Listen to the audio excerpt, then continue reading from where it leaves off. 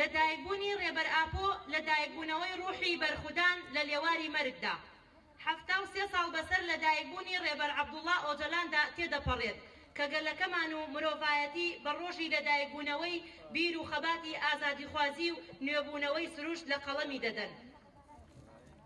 هزر و ڕامانی ڕێبەر ئاپۆ لە ئەمڕۆدا لە هەر چوار پارچەی کوردستان و گەلانی ڕۆژهەڵاتی ناوەڕاست ڕێبازی تێکۆشانی ئازادی و دیموکراتیە و لە ئەمڕۆدا گەلی کورد سەرمەشق و ئیلهامبەخشی خواست و هیوای گەلانە. ئەمە شوای کردووە هەموو ساڵێک یادی لەدایکبوونی ڕێبەرەکەمان تەنها لەلایەن گەلی کوردەوە پیرۆز نەکرێت و ئەم ڕۆژە بەتایبەت لای ژنان واتایەکی گەورە لەخۆ دەگرێت چونکە ژنانی کورد لە سایەی فکری ئۆجەلاندا بوونە خاوەن هێز و پێگەی ڕاستی خۆیان و ساڵانە زۆرینەی چالاکیەکانی یادە لەلایەن ژنانەوە ڕێک دەخرێت.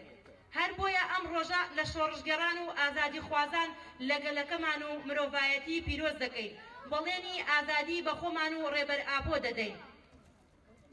لەگەڵ هاتنی وەرزی بەهار و ژیانەوەی سروشت 73هەمین ساڵڕۆژی لەدایکبوونی ڕێبەری ئاپۆر بە سەوزکردنی ژینگە پیرۆز دەکەین لە چوارچێوەی ڕامانی قوڵی ڕێبەر ئاپۆ کە پێی وایە ناکۆکی و ناخۆیەکانی کۆمەلگا چەندە گەورە دەبێت ئەوەندەش ناکۆکیەکانی گەل کەش و هەوا زیاد دەبێت.